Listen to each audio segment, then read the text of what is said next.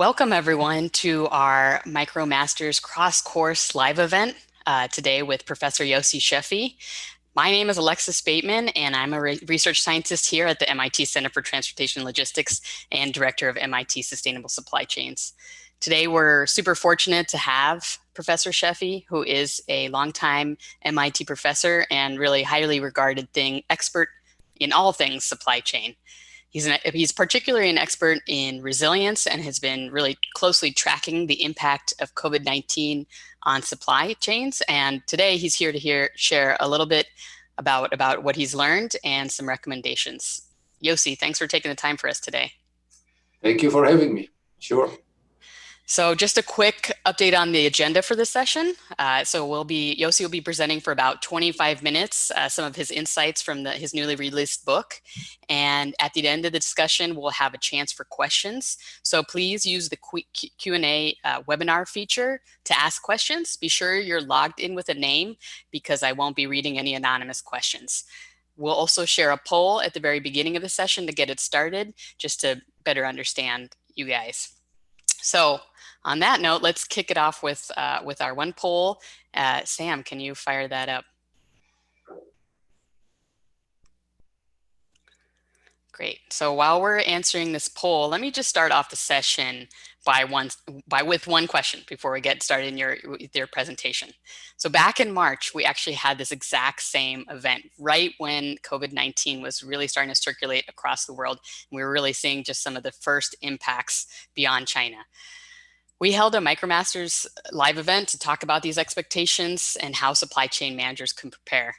Is there anything that changed over the duration of the pandemic that surprised you or you didn't expect back from March until now?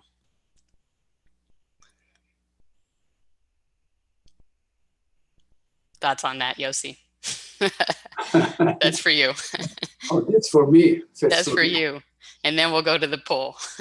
Yes. No, I don't want to influence the poll. So I want people to tell me what they think, and then okay, and then we'll we can discuss it. Sounds like a presentation or something. But perfect. This should not take too long to click on. Okay. All right. Anyone grab your last participation in the poll, and then we will close it up. I think we can close it up, Sam, and we'll use that as a basis of discussion. All right. So can you see the results, Yossi? Yes, I can see the results. I can see the result. Seems like lack of risk management takes the prize. Speed to adapt, the impact on certain industry, shifting demand, sure. These are some of the, let's go back to this after the presentation. Let's put it back up after the presentation and discuss some of this. Okay, that sounds great. Touch on some point, not on others. So, all right. So let me maybe share my screen and let's okay. All right, take it away. Wait a minute. Okay, here it is. Here it comes. Okay, I hope you can see the screen. It's actually a talk about my book. Some of the stuff the last 6 months or so, I was working on a book about supply chain during the pandemic, business through pandemic. I call it Reshaping Business and Supply Chain Strategy Beyond COVID-19. I'll go on it very quickly, so try to leave room for some conversation. So start with what I call the Anna Karenina principle, because the pandemic is not the only problem that we ever had. We had all kinds of disruptions. We had 2 books before about risk management and resilience. Tolstoy wrote, happy family are all alike. Every unhappy family is unhappy in its own way. And every disruption is different. Yet, not two are the same, yet the management of most risk and most disruptions involve almost the same things, regardless of what they are. So let's quickly go over what companies are doing. First of all, they said emergency management center. It's a central place where information decision-making are focused. They have to worry about communicating to all the stakeholders, communicating to the employees, to the market, to the communities. They have to decide who makes what decision. This is from a famous coach of the New England football team. That's the American football, not the real football. Just do your job. Don't all try to help in areas that you don't understand. So clear decision-making authority. Looking at suppliers, reviewing what is the capacity. Are they, struggling, or are they solid? Decide, if you don't have enough product, which customer gets what, which is the most important customer. Worry about financing. In times like this, when we go into a recession, cash is king, but you have to worry about not extending term of payment to supply too much. You put them in danger. Many companies reduce the number of SKUs. General Mills, for example, went from 90 to 50 variety of its infamous Progresso soup. Why do they do it? Because they try to ensure that the supermarket aisle are full with the fast runners. They save costs because they don't have so many changeovers. Finally, one has to plan for the recovery. As they say, crisis is a terrible thing to waste. So a tough look at which customer you should continue serving, which of your divisions or even employees are doing a good job and are part of your future. Anyway, moving very quickly. So people talk about what is the shape of the recovery. If you read the media, it's a V. It's not going to be a V. It's not going to come right back up. People hope it's a U. After a while, it will come up or stay low or up and down. Actually, what happened, people forget the spatial dimension. I call it a whack-a-mole recovery. That's a game, when children game, stuff pop up and you have to hit the moles that come out of the ground. And we will have a whack-a-mole recovery. And there's random flare-up, shutdown, reopening around the world in random time and random regions. That will be in the shape of the business in the next year, 2 years at least. So who did COVID hit? We know which people it hit. People who were old, weak, previous condition, comorbidity, all. Same thing with company. Companies already weak, already deteriorating condition, already over leveraged. For example, this is US department store revenue. All department stores in the US, they went from 1998 from about over $30 billion to just before the pandemic to about $11 billion in sale. And during the pandemic are now down to $8 billion. So famous companies like J. Crew, Neiman Marcus, Lord & Taylor, JCPenney, Pier 1, and many others just are leaving the business. So, however, we do see significant adjustments in many other companies helping. For example, auto companies started making ventilators. So companies like Ford and GM and Flex, Flex is a contract manufacturer, started making ventilators. And in fact, in short order, the US started having enough ventilators for anybody who needed. Lots of companies started making masks. New Balance, which is the shoe company, started making masks. Etsy now has, about 2 months after, around April, was already having 60,000 sellers on its website selling masks. 3M, which makes the gold standard N95 mask, triple its production. So companies have been adjusting, but the adjustment takes many, many forms. For example, going online, so moving from in-store to online. So Burberry, for example, started having an app in China that shows people how to dress, what to buy. Savas is a leather garments. And they have, this does not show it, but these are actually videos, show people how to take measurements and how to order online. Sephora, makeup, showing women how to put their makeup on, what to buy, what colors to use, how to put their makeup on. IKEA has, with augmented reality, can show you how a piece of furniture will look in your space. So you can order it online. So companies were adding a lot of tech and a lot of adjustment. And of course, e-commerce just took off. So this is from Q2 revenue at the end of June. So you see Walmart sales were up 9%, but online sales were almost 100%. Target, Lowe's, all of these companies were up significantly. And of course, Alibaba and JD.com, the e-commerce native companies, went up also significantly from a very high base. Companies like Shopify, which makes, Shopify basically helps small and medium retailers to get online. It now has over 1 million customers.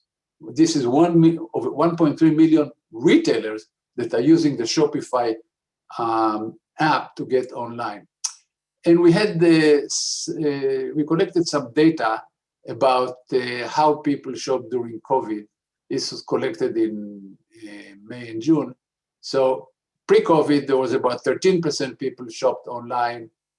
During COVID, home delivery went to 31%.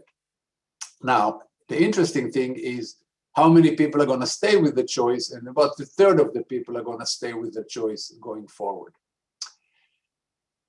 Moving right along, remember after 9/11, we had created safe zones in airports, in shopping mall, in sport arena. You had to go to metal detector, you had to answer questions, just to make sure that it will allow people to start flying again, start going to arenas, movie theater, whatever. Now we have something similar. We have to create safe zones. People are creating safe zones for COVID-19. We create minimal infection danger areas everywhere people congregate. So what do? We do testing, we look at temperature, we quarantine people who are sick, remove them from the population. And people who do it well, it's creating a competitive advantage. It's creating whether it's retailers or hair salons or gyms, people who are diligent about it and do it well are creating a competitive advantage. We can go later more into it. What we see is a lot of new systems. Tech is one of the characteristics of what happened during the pandemic is that the development and the adoption of all kinds of technical tools increased almost exponentially. Interesting, many of the supplier vendors of tech that I was talking to said that the time to get from presentation to a company to adoption has been cut by 90%. People are just doing this because it becomes do or die. So where there's all kind of connectivity tools, visibility tools, new computation and optimization tool, new data processing, and everybody is going to the cloud. So let me give you one example of a company that does shipment visibility. And the problem, they build on shipment visibility to do something much bigger than just that. So this is, think about an automotive plant. And automotive plants, every morning, the plant manager and the production manager will look, do we have enough inventory for today's production? Invariably, for today, for tomorrow, for the next 1, 2, maybe 3 days, do we have enough inventory on hand? And what's coming to us? Is it enough? Are we going to be able to make the production? And invariably, things are missing. So this is the plant manager whose job is on the line. If you stop production in an automotive plant and you don't make so many cars, you'll never recover. That's it. So the plant manager needs to fix the situation now. And what happened is you call the supplier and you expedite, which means if it's really you need it for the next 2 hours, you actually send a helicopter. Otherwise, it's usually a very expensive trucks that go directly from the origin to the destination. And this is, of course, very expensive and a lot of wasted dollars. So there are companies who do visibility. And for most vendors, visibility means where's the truck? And they do some updates and update the ETAs and even do geofencing to tell the plant manager when trucks is just crossed, for example, the Mexican border if it's coming from Mexico. The problem is that the plant manager doesn't really care where the truck is. They want to know where the part number is. They need to know where the part that they that is missing is. And so this company has the information that they were able to get all the information from the vendors, from the advanced shipping notice, and translate it from the part number that the vendor used to the part number that the automotive company used. Anyway, they have the information. So what they do is the following. There's the daily production schedule. They actually look at the inventory in terms of days on hand, how much we have of each part. And then they identify the shortage by part number. And now they scan all the inbound trucks, not for a particular plane, but for all the planes. By the way, General Motors does this. They scan all the inbound trucks. There are 40, 50, thousands of them at any one point, coming to all the planes. And they look, identify how many parts are on each truck, where is it, and where it is going. And now they run a massive optimization. They reroute, they relay, they tell one truck to offload at some truck stop, another truck to exchange trailer with some other truck. And they send new instructions to all the trucks. They also, this type of optimization ensure that there's no shortage developing any other planes because of this. And then they update the plans at all the planes. This saves the company actually millions of dollars.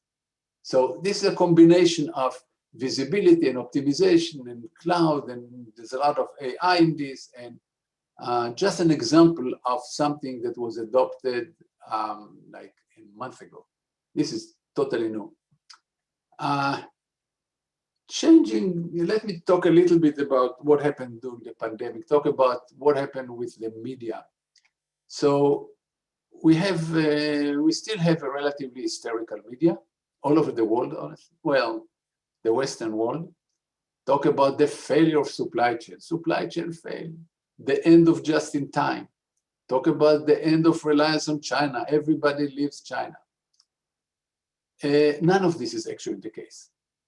So failure of supply chain, I would argue that this was their finest hour. Take, for example, the food supply chain. You know, what happened to the food supply chain? So there were no restaurants suddenly, or restaurants were closed. Institutions were closed. I mean, universities, industrial parks, whatever. So not only half the food that was going into institution rather than supermarkets, you know, changed. Also, the items that were consumed were changed. People bought less fresh item, more canned food, more bread and pasta, what we call comfort food.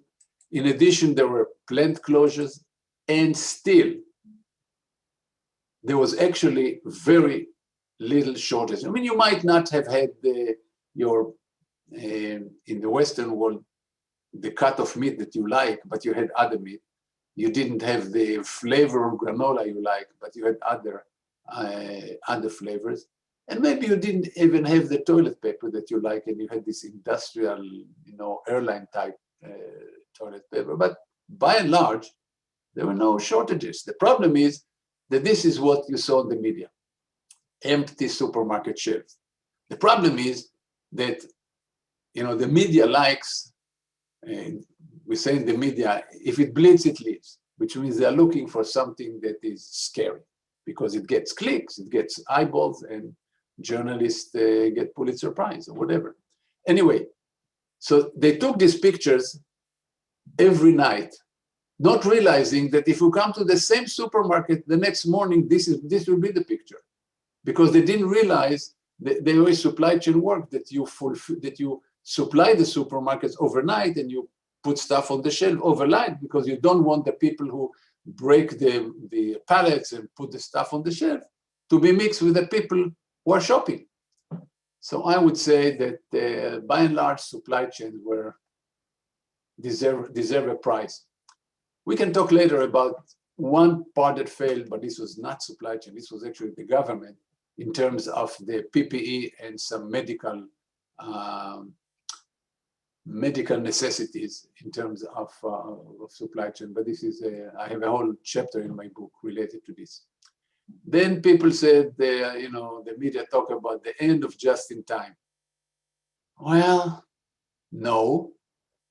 The Toyota production system, which is this where just-in-time came from, was one of the most important manufacturing supply chain innovation ever.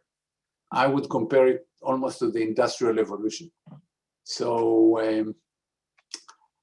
it calls for minimum inventory, but it also results in resilience and flexibility because it ties suppliers and manufacturer and customer much closer together so they can respond much faster to both disruption and demand changes. It resulted in high quality because there was not much inventory. So people, if there was some flaw in a part, people could not just go to the pile of in the inventory and get another part. They had to find out what's the problem, why this happened. This is the essence of the Toyota production system. It brought low waste, worker participation, a lot of good things. So basically, it resulted in low-cost, high-quality product. And companies cannot get away from this. Now, there is a way, and we can talk about it, about doing actually both of them. We can run just in time with actually emergency inventory, but it has to be done in a certain way. Let me just explain it for a minute. What's the problem with extra inventory? It costs money, and it brings bad processes that lead to low quality. So what you have to do, if it's critical, if it's national critical part, the government has to pay for it, or at least for part of it. And you cannot use it for day-to-day fluctuations or for day-to-day quality problems. You need a government or a presidential approval in order to use it. And by the way, this is how the US ran the strategic oil reserve. You didn't use it to modulate day-to-day fluctuation. You needed the president to open the strategic oil reserve. So just in time is not going away. Maybe it will be run a little different for critical parts. For most part, it doesn't go away. Then, a lot of people are talking about everybody's getting out of China, leaving China. When I say a lot of people, the media is talking about it. Know that most companies are not in China due only to low cost. This is, costs in China are going up. And companies who move to China because of low cost are moving out of China. Like garment manufacturing is moving to Sri Lanka and Bangladesh. Even Chinese garment manufacturers are moving out of China. Sectors like automotive, high-tech, aviation, textile, other sophisticated products cannot move out of China. There's a whole cadre of Chinese suppliers that have the speed, the capacity, innovation, responsiveness, hard to compete with. And these are not easily found elsewhere. However, some companies are balancing China with what they call China plus one strategy. They stay in China because they have the whole ecosystem of suppliers and sub-suppliers developed over decades in China. But they may put some additional investment out of China just to balance. And they start doing it actually before the pandemic, when the trade war between the US and China started. But note that some Western companies are moving into China just to balance, if they have a strong Western base. Let's not forget also that China is a very large and growing market. And right now, it's probably the only country, the only significant economy that is basically beyond the pandemic. It's growing. Let me end with final issues of concern in general. The first is something that is close to Alexis' heart, is sustainability. In the book, I talk about why sustainability is now in trouble. And I also give some ideas of some optimism about it. So it's in trouble because I always argue that consumers and everybody, consumers, government, companies are all talking a good game and not doing nearly enough to do something about sustainability. And now we're getting into a recession. It really becomes a luxury good.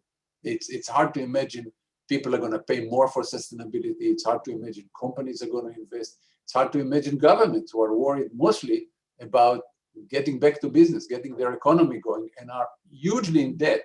It will be very hard to make other investments. There may be actually some silver cloud in it. We can talk about it later, how COVID possibly, if we have some enough right-thinking people, can actually be a inflection point in sustainability. Another thing that I'm worried about is actually more globalization, not less. People are talking about the end of globalization. No. First of all, globalization means more resilience because you are not depending on one part of the world. But we will see new white-collar globalization. What will happen is, if you have a company in Boston and you can work from, I don't know, Kansas City because your parents live there, you can also work from New Delhi. You can work from, Buenos Aires. So we may see new labor globalization of white collar. Inequality exposed. We call it the K recovery. We talk about V or U or W. The K recovery, we see white collar people are doing okay and even doing better. Tech workers are doing better. And we see, blue collar workers are losing. They're losing their job, they're losing their livelihood, they are falling behind. Not only this, so they cannot, there's problem with education, with broadband access, with ability to work from home, but it's also inequality between countries. Many countries in Africa are now falling much further behind on a lot of metrics, and some countries in Latin America, as opposed to the Western world. In politics, we see the rise of populism and nationalism, and you can add your pictures to this, whether it's whoever you want, but this is a worrisome development. We see industrial concentration. Companies like the tech companies in the US are getting bigger and getting more and more influence, being Facebook or Amazon or Google, Microsoft to some extent. The big are getting bigger, they're buying other companies, which means in the future, less innovation and more power concentrated in fewer places. Not good for democracy, not good for competition in the long term. Finally, it's not finally, just I can go on the list for a while, but fake news, I'm bothered by this. The fact that, say, you're entitled to your opinion, you're not entitled to your own facts. And now we don't agree on facts. Especially in the United States, the government is becoming unable to govern. The country is divided, but you cannot even believe the news. You cannot, and I'm not even talking about the far right wing, but even on the left, even newspaper like the New York Times and others, it's very hard to distinguish between opinion and actual news, facts, whether it's on Fox News or on CNN or on MSNBC. These are some of the American channels. What you see is opinion and bias mixed in with facts. So you don't know what to believe. Okay, let me stop here and give you, these are all my books. And you see the last one, The New Abnormal, right here. You can have a lot more information about my blogs, about my book, on my website, which you see, sheffi.mit.edu. Anyway, so let me stop here. I promise Alexis 25 minutes. I think I did on time. Perfect. It's right on time. Stop here. All right. All right. Thank you so much, Yossi. That was super insightful. And I saw already a bunch of comments in the chat about how timely it was and how useful it was to get that presentation. And I even saw a little bit of a optimism around sustainability in that slide. So I'll take that and run with it. But so I think so super insightful. I wanted to return to the question that we presented, now that you've seen such a huge, and you've been documenting all the changes in supply chain and impacts as a result of COVID. Was there anything that turned out unexpected? And Sam, can you bring back the poll 1 results so we can take a look at that just to kind of revisit? The lack of risk management, I was not surprised by, because I don't think it's true, actually. The lack of risk management, it's true in terms of governments. Governments were just unimpressive. Government in the Western world, certainly the United States, but all over Europe, government were just not impressive in terms of the preparation, the speed that they move, the information they get. It's all part of risk management, communication and preparation. Let me just mention the PPEs and medical supplies. In the United States, the Clinton administration started building, and this was because President Clinton read a book about it. It's not because of an event. He started building a national safety stock of medical supplies, PPE and some items. The Bush administration built it significantly. Of course, it had 9/11, but it also built it significantly and handed the Obama administration with actually very well-stocked pile of medical supplies. Unfortunately, the Obama administration totally blew it. They use it for the H1N1, they use it for several other pandemic, and they never replenish it. The funny thing, there's actually quotes from the Obama White House saying that what they do, they'll have a committee if something happens, rather than have a supply. And of course, the Trump administration didn't even think about it. So so we got to where we got, but I think it's mainly failure of government. It's hard for companies in the current climate, even for medical companies, to have for pharmaceutical companies to be uncompetitive. They live in a system, so that's why I fault the government much more than specific companies. In terms of some of the other issues that are of course, impact on certain industries. That's not surprising that all industries that involve people coming together were hurting, whether it's football games or airlines or hotels. Shifting demand, I was not surprised by this. The minute that we closed restaurants, people started eating at home. So, okay, it's maybe we didn't expect the extent of this, but it just makes sense. The speed to adapt was impressive in several industries. I mean, I was talking in the book, I have an example from several industries that I was talking to, and I made the example of shifting to making ventilators, making masks, but these are only some of the things. We see now that companies are hoarding hundreds of millions and billions of syringes and other supplies for the distribution of the vaccine. So now they're doing it ahead of time. You see, they're prepared. We know that some type of vaccines are coming. And so companies are ready for this. Now, when I say companies are ready, the government is funding a lot of this. The government is funding parallel production and parallel preparedness of supply chain and helping companies. It's American government, it's the EU, the Japanese government, certainly the Russian and Chinese government are pouring billions of dollars into preparation and development of vaccine and distribution. So a lot of it is government, in some sense, are learning the lessons. They are hearing from population. Lack of visibility is inexcusable because we've been talking about visibility for decades. And there are apps, there are ways to do better, but it's now Internet of Things. So the lack of visibility is unfortunate. The role of frontline workers, yeah, it's now obvious. It was not obvious before. I'll tell you one more thing that's not obvious. And this is that people used to ask my wife until December, until January 2020, what's your husband doing? And she said, he's a researcher in supply chain management. They said, well, what is this? What is he doing? Nobody asked this question anymore. When my wife said, my husband is in supply chain, people say, wow, that's an important.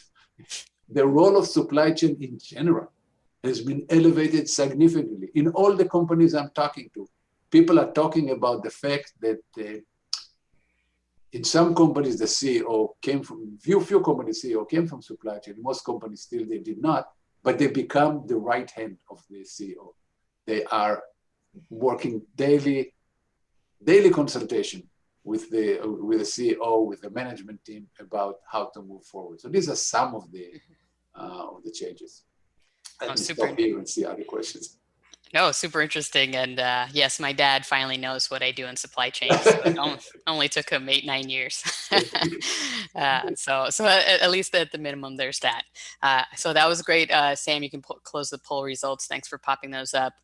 So I see a lot of questions, so you can close them. I see a lot of questions going in. If you guys have any further questions, please make sure to put them in the Q&A. I'm scanning in right now and selecting some, but I'll just ask one more question before I go to the audience questions, which is, we have a lot of MicroMasters learners on the line, of some of which who are, really brand new to supply chain management or entering it as a new field. Do you have any advice for those entering supply chain during such a pivotal time, a time of disruption and change? Yeah, sure. First of all, lucky you. You chose the right profession at the right time. So that's great for you.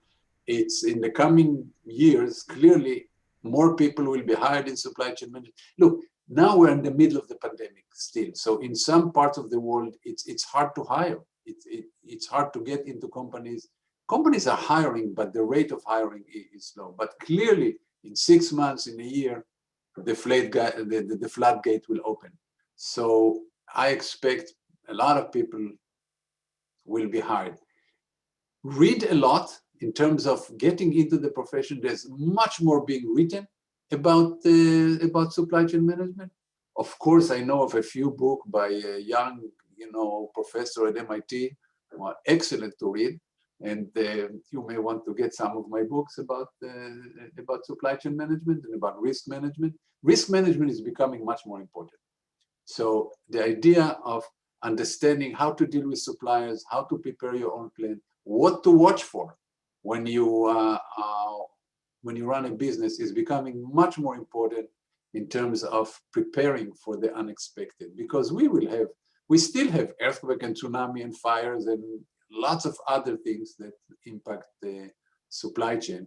So I think the importance of risk management and resilience management is high, and you may want to get schooled a little bit in that area. In addition, of course, I'm not minimizing understanding other aspects like financial aspects and communication aspects and others.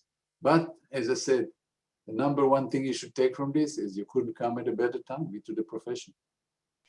Yeah, good sentiment there. And Marcus also chimed in that to get your start, you should attend the MicroMasters in Supply Chain Management program, and I fully agree. So you're here. You're already on the first step. So we have a impressive list of questions that we're not going to get through, but we will do our best. So Nick Cronshaw asks, given whack-a-mole recovery and varied lockdown and isolation policies, it seems reasonable to expect shifts in trade imbalances leading to excess and insufficient container capacity in regions. What are your thoughts about how the shipping industry is likely to react to unequal recovery by country and region?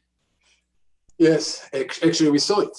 We saw it at in March, April. We saw that there were lack of containers and we had this problem.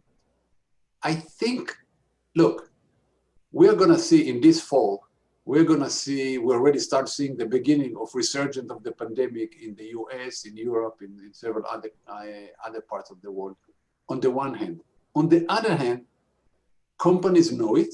We now expect it. It's not as unexpected hit as it was before to the trade imbalances. I also don't expect it to be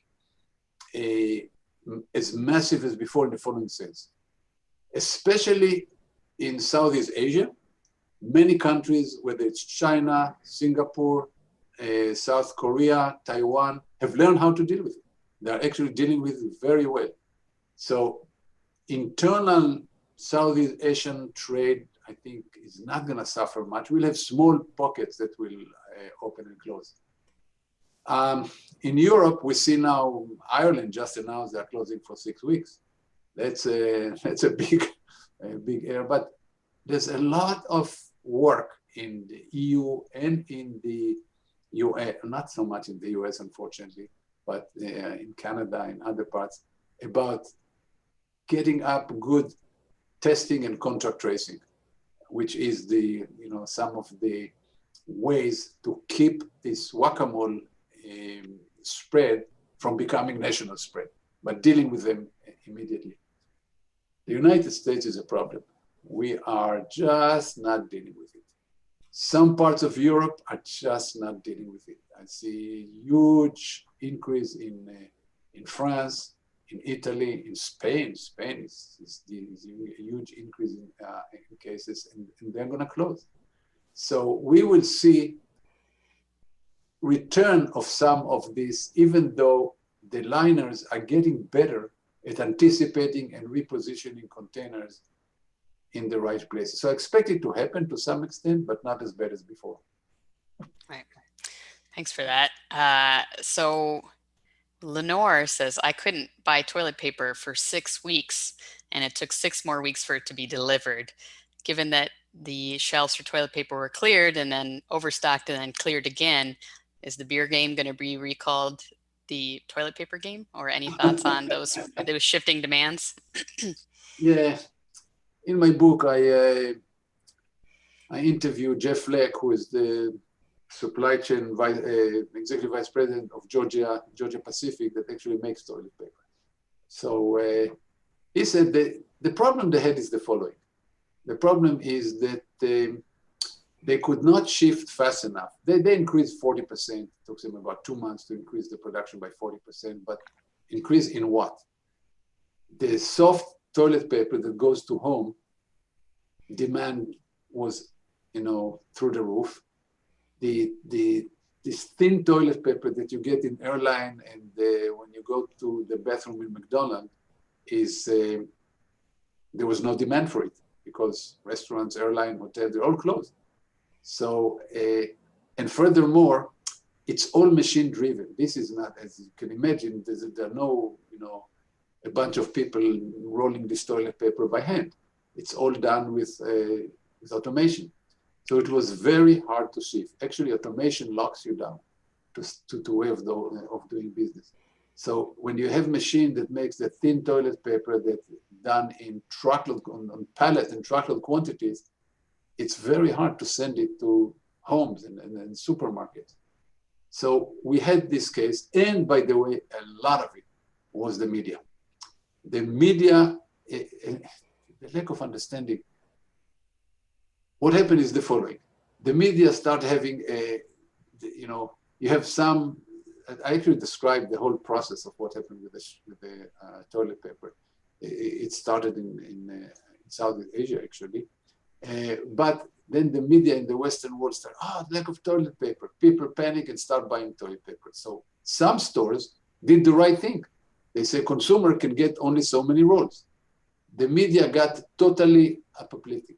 They start saying, my God, people are restricting the buying. The situation must be a lot worse than we thought. Don't realizing that retailers are doing absolutely the right thing, that they should restrict. And it's the right thing to do, right? So, but the media took it the wrong way. So it exasperated the panic. And, my son sent me a caricature of somebody sitting on the toilet, looking in the year 2030, holding a bunch of a toilet roll and saying, this is the last toilet paper that my father bought in 2020. So keep it as to remember the days. So now I finished 10 years worth of toilet paper. So yes, it's an absolute example of a bad bullwhip, that it started with the media that influenced the consumers, that the supermarket most of them did not react fast enough, did not restrict. They should have restricted immediately. Just like, by the way, they started in the US, for example, for a while, people worry about egg shortages. And supermarket immediately restricted, they said 2 cartons per consumers, and the egg shortage disappeared. So it's not knowing how to deal with it. It's media. When I said the media is not bad. It's just there are 2 things. First of all, they like, alarmist headlines. And second, they simply don't know. I cannot tell you how many times I was interviewed a lot during the pandemic by lots of well-known media outlets and newspapers. And half the time, and a journalist called me and said, look, until yesterday I was a sports writer. Now they told me to write about supply chain. So tell me about supply chain. They really didn't understand what was going on. There's some, with many good exceptions. I mean, the Wall Street Journal, by and large, did a good job. Some newspaper did a good job. The New York Times did a reasonable job, even though it was alarmist sometimes. So yes, it was a classic bullwhip, but it could have been cut if the supermarket would have reacted immediately, and if the media understood what they were doing. So it's only communication and doing the right thing early.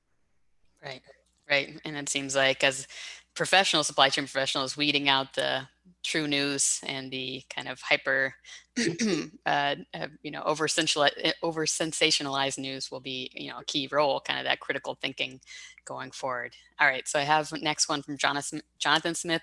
I promise I did not precede this one. This year, there seems to have been an uptick in talk about sustainability, which surprised me given the presumed focus on recovery. Can you speak a little bit about that? Yes, we can talk about sustainability. First of all, because, as I said, on the one hand, sustainability is in trouble. For the next 2-3 years, clearly, the focus of companies is going to be on revenue and cost and risk management, not on sustainability. And consumers are going to have less money, so they're not going to pay more for sustainability, and companies are not going to invest. But this has alarmed many environmentalists, and they raise the volume of talks about sustainability. But let me talk about the optimal side, saying some being not negative about it. There is a chance, and that's what many environmentalists and governments who are committed to this are talking about. If you think about COVID and global warming, these are very similar problems. They are global. The solution requires global cooperation. We have been warned about it for decades. In my book, I talk about, I give about 6 or 7, I don't remember, the front cover of the Time magazine that talk about the incoming pandemic. And of course, there are countless, covers talk about the incoming global disaster. So we see warnings, and the solution is technology. And that's where I part with many environmentalists, because most environmentalists look at the solution as change behavior. I think it's not going to happen. It's a pipe dream.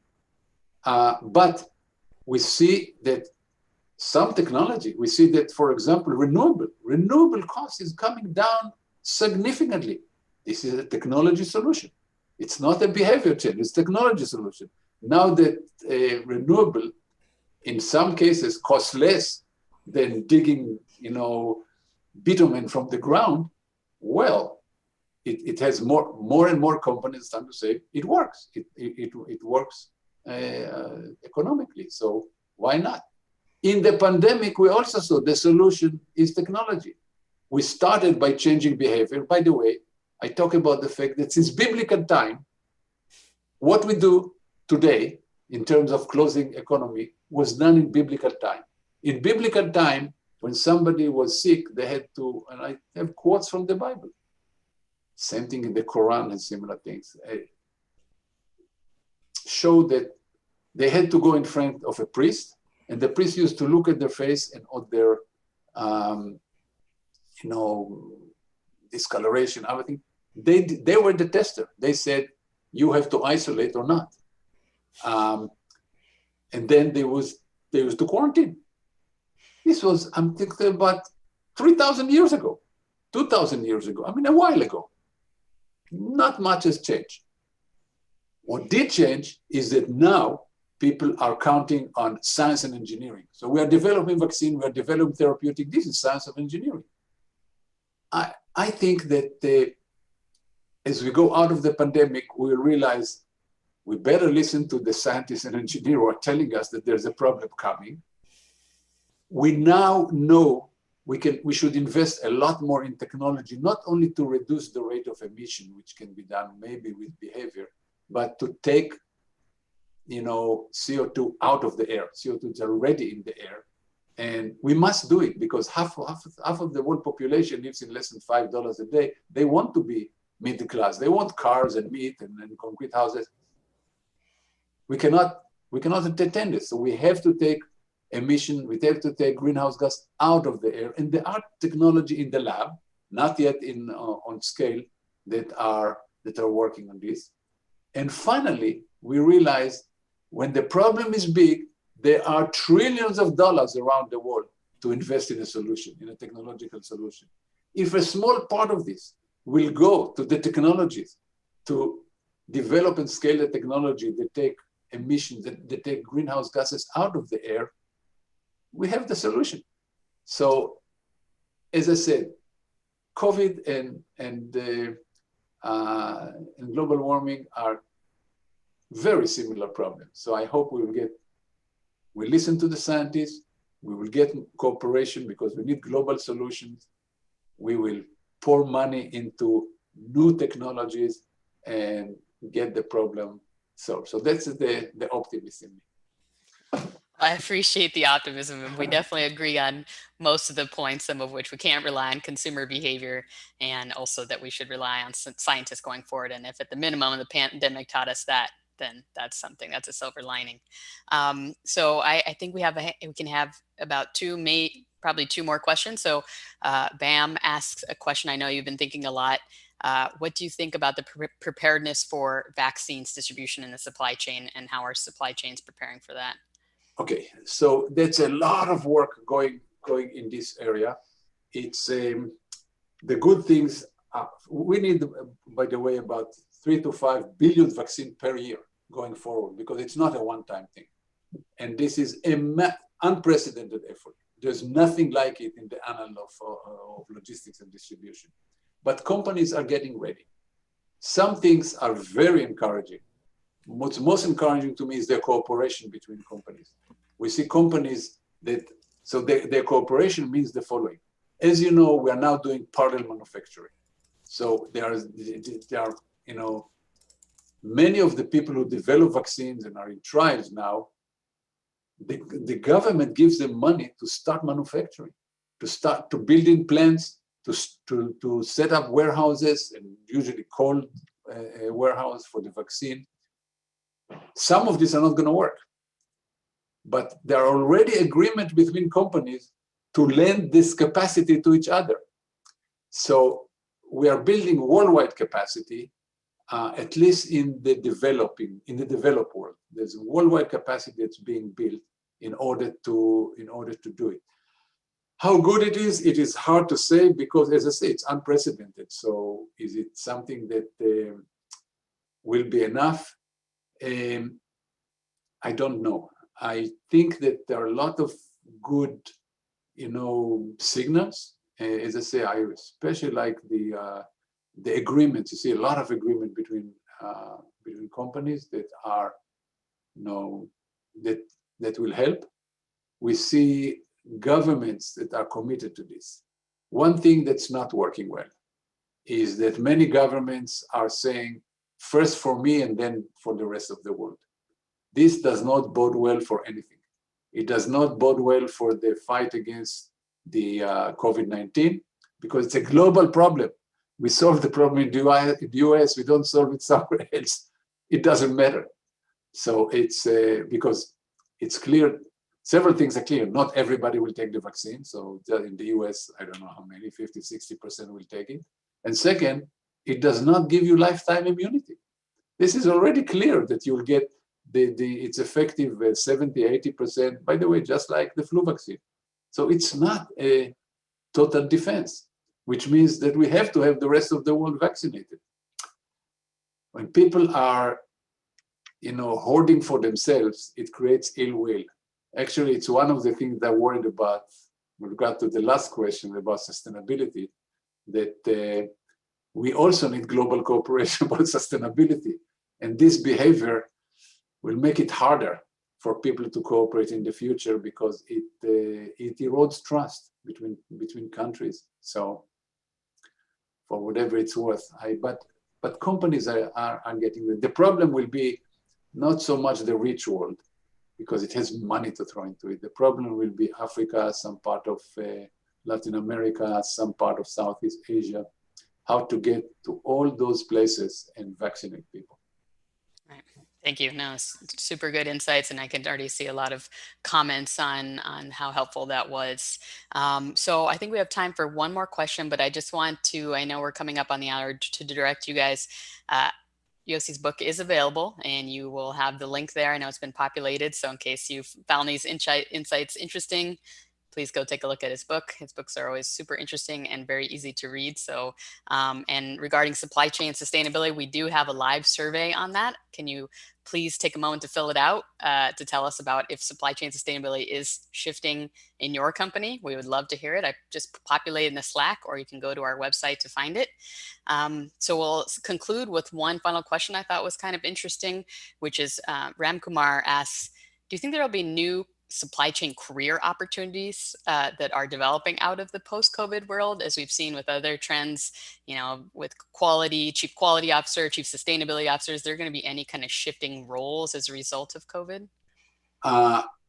Yes, the role will be risk management, supply chain risk management. That's going to be, it's becoming big, and assurance of supply, worrying about suppliers' economic sustainability. Companies will worry a lot more about what's happening along the supply chain. So that's one. Second, a lot of effort in trying to understand very quickly something that is happening in the bulk of the supply chain that can affect your company. So a lot of visibility, transparency are becoming much more important. But this is just an acceleration of trends that were happening before. But this pandemic, it is such a shock. It's an inflection point. If we have another minute, it's like, after World War II, we had the UN and NATO and lots of things. After the 1918, we had lots of changes. There will be a lot of changes, but for companies in particular, the question was about company, not about government. I talk also in my book about the changes to government and expectation from government, because government was huge during this pandemic. But companies will start thinking much more seriously about the resilience and the risk management. This does not mean that they'll move all their operational suppliers to the United States or Europe. Absolutely not. In fact, I think there'll be more globalization, because you want to be more spread out, especially in a whack-a-mole pandemic, whack-a-mole recovery, and beyond. But there will be a new lens to look at globalization, a new lens to look at new suppliers, a new lens to look at new trade routes. So yes, I think this will be one of the immediate changes. Oh, that's super interesting. And on that note, for those of you guys in SC3X, Yossi's lessons on risk and resilience are in week 9. So I think you'll be taking some interesting takeaways from there. And I think throughout this discussion, we've touched on numerous other concepts and issue areas across the MicroMasters program. So hopefully you guys can take that with you. But I just want to thank you, Yossi, for that great insight. Super interesting. There's been a lot of echoing of thanks and appreciation for your deep insight. I'm sorry we didn't get to all of your many questions, but I think some of them would be answered in the book and any forthcoming information we have coming out. So please stay tuned.